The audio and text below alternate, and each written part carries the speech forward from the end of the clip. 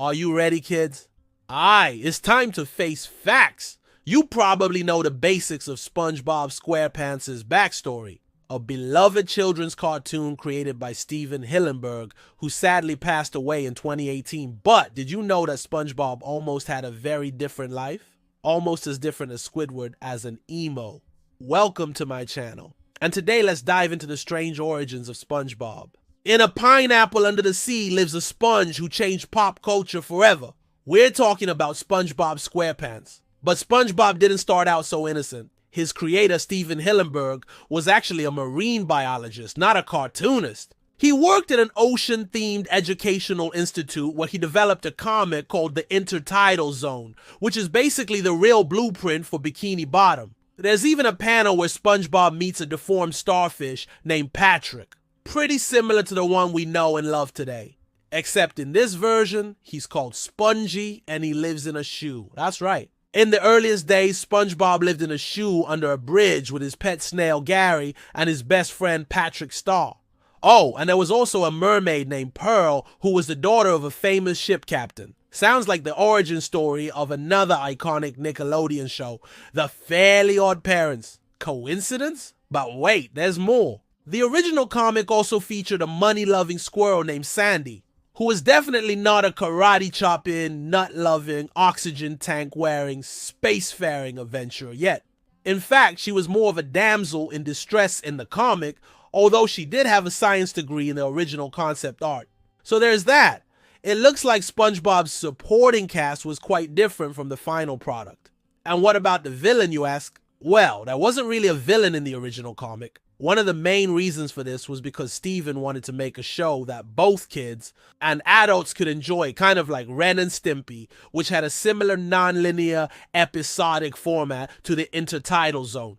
This is why in the very first episode, Help Wanted, there isn't really a villain either. Plankton does try to steal the Krabby Patty secret formula, but ultimately he just ends up getting zapped by a jellyfish, and that's pretty much the end of that.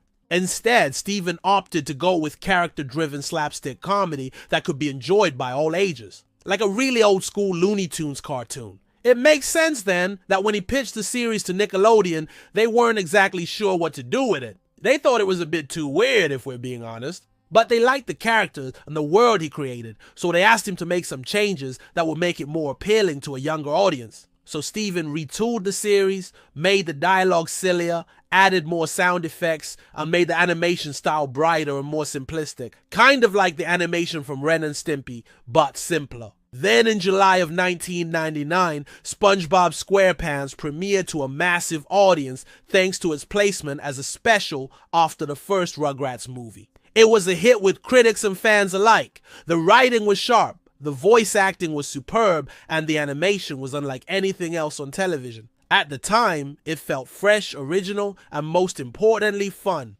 It quickly became one of Nickelodeon's most popular shows, spawning countless spin-offs, video games, movies, and more. The rest, as they say, is history. So while SpongeBob might not be the most complex or thought-provoking cartoon ever made, it's still a fun watch for all ages, and we can thank Steven for that. The world is a better place with SpongeBob in it. That's a scientific fact. The man behind the voice, Tom Kenny. Tom Kenny is a legend, the voice of SpongeBob, the French narrator, and the pirate Patchy. He also happens to be one of the most prolific voice actors of all time, with hundreds of credits to his name. But SpongeBob became his legacy. It all started when Tom Kenny met Steven Hillenburg while doing background vocals on an episode of Rocko's Modern Life. When Hillenburg began developing the SpongeBob SquarePants, he knew he wanted Kenny to voice his new character, a cheerful yet dim-witted sponge living in a pineapple under the sea. Kenny would later say that when he first read the SpongeBob script, he was struck by the character's innocence and positivity. To him, SpongeBob represents childlike wonder and the beauty of simplicity. Kenny perfectly embodies these qualities, bringing an infectious energy to the role. His portrayal of SpongeBob is so iconic that it's hard to imagine anyone else in the role. And that's because Kenny's voice is synonymous with SpongeBob.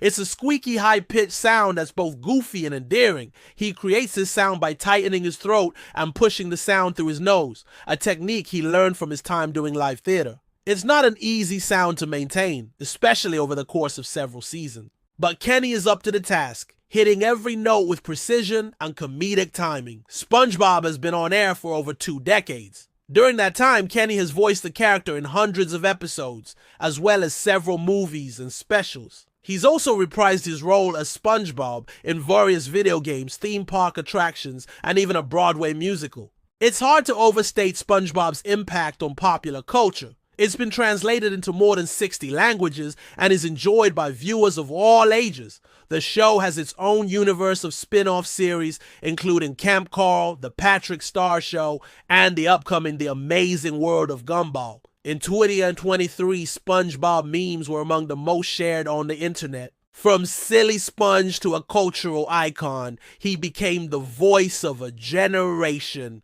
SpongeBob's impact goes beyond just entertainment. It's taught in schools, referenced in memes, and used in science classes. It's a phenomenon that has captured the hearts and minds of people all over the world. So how does he do it? With charm, wit, and an incredible voice. Tom Kenny's portrayal of SpongeBob is nothing short of genius. He brings a level of energy and enthusiasm to the role that is truly infectious. Whether you're a longtime fan or a newcomer to Bikini Bottom, you can't help but fall in love with Kenny's SpongeBob. His voice is the key to the character's enduring popularity. It's a distinctive sound that is instantly recognizable and forever associated with SpongeBob.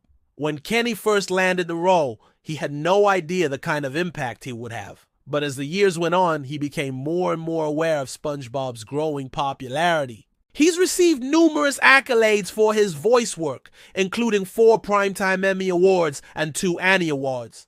But for Kenny, the greatest reward is seeing the joy that SpongeBob brings to people's lives.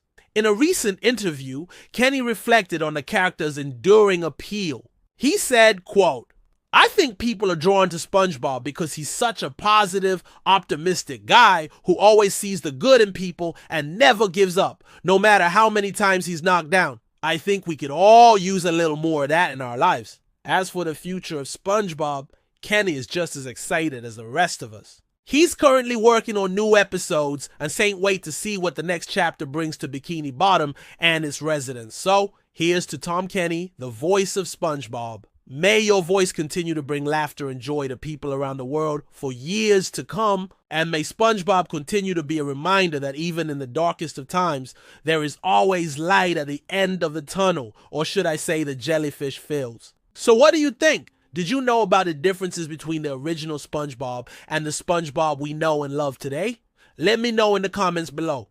And if you want to learn more about the creator, Steven Hillenburg, I made a video short about how he passed away. It's a bit sad, so be prepared. But if you want to see it, click here. Thanks for watching, subscribe, and I'll see you next time.